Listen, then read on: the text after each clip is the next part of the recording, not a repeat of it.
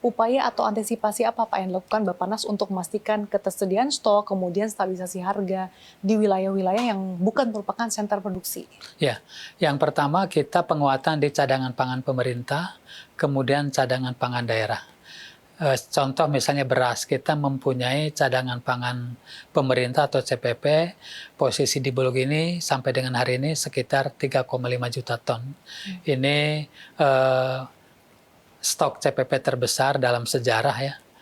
Biasanya antara 1,5 sampai 2 ton saja per per tahun. Ini sudah mencapai 3,5 juta ton. Kemudian yang kedua tentunya kita ada program gerakan pangan murah. Gerakan pangan murah ini kita sebar ke seluruh Indonesia, baik di tingkat provinsi, kemudian kabupaten kota, sampai ke tingkat kecamatan dan desa tentunya dalam hal pelaksanaannya. Kemudian yang ketiga, Badan Pangan Nasional mempunyai program fasilitasi distribusi pangan atau FDP. Fasilitasi distribusi pangan ini untuk mendistribusikan komoditas-komoditas tertentu yang mengalami kenaikan dari daerah-daerah surplus ke daerah-daerah defisit.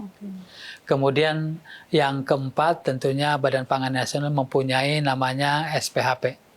Jadi ada SPHP beras, ada SPHP jagung, yaitu SPH itu stabilisasi pasokan dan harga pangan, yaitu untuk beras itu yang sudah dicadangkan dan disetujui oleh anggarannya oleh pemerintah sebanyak 828.000 ton dan untuk jagung 242.000 ton.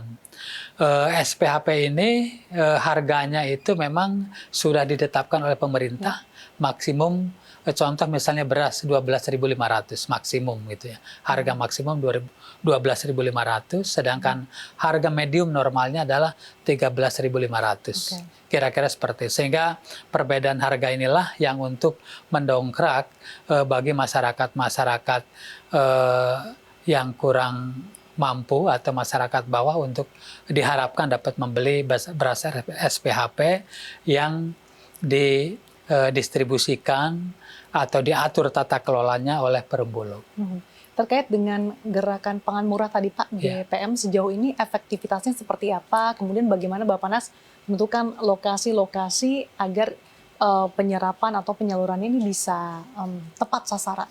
Ya, jadi gerakan pasar murah ini kita berkoordinasi dengan Pemda, tingkat kabupaten dan provinsi, kemudian dinasti-dinasti di daerah. Jadi Badan Pangan ini mempunyai kaki-kaki di provinsi dan kabupaten, dinas ketahanan pangan.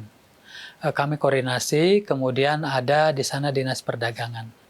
Tentunya di sana juga ada TPID, jadi tim pengendali inflasi daerah.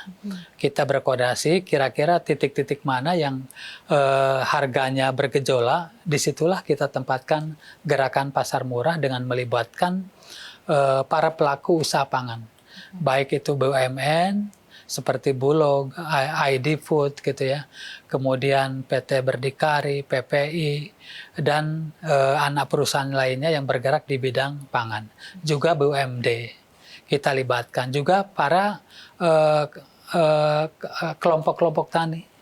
Sehingga harga yang dipasarkan di gerakan pasar murah ini, harganya memang harga petani. Sehingga tidak memberatkan bagi masyarakat untuk membelinya.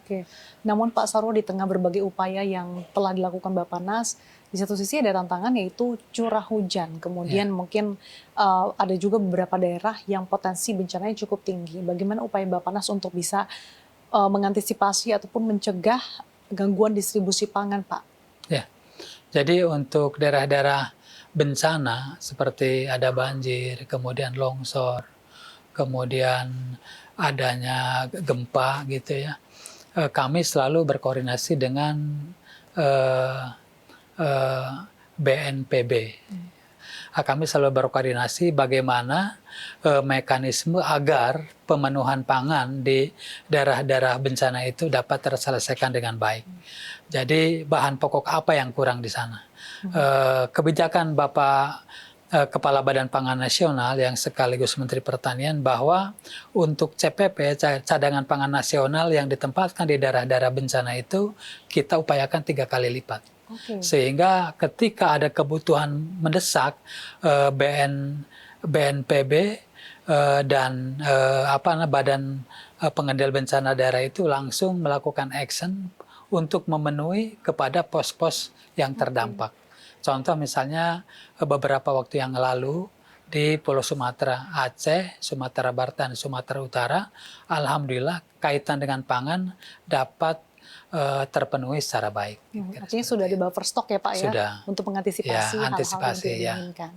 Selain adanya antisipasi yang dilakukan, bagaimana upaya Bappenas juga berkolaborasi dengan berbagai pihak, misalkan BUMN, BUMD, sektor swasta dalam menjaga pasokan dan juga stabilisasi harga pangan? Ya, jadi kami selalu melakukan koordinasi kerjasama dengan para pelaku usaha pangan, baik itu BUMN maupun BUMD dan swasta, untuk bersama-sama memenuhi pasokan pangan dan ikut menstabilkan harga. Artinya dari tingkat hulu sampai hilir ada produsen, ada D1, D2, kemudian sampai ke tingkat pengecer itu yang kami harapkan adalah mengambil keuntungannya yang wajar. Sehingga harga di tingkat pengecer itu selalu di bawah harga eceran tertinggi atau dari harga acuan pemerintah. Oke.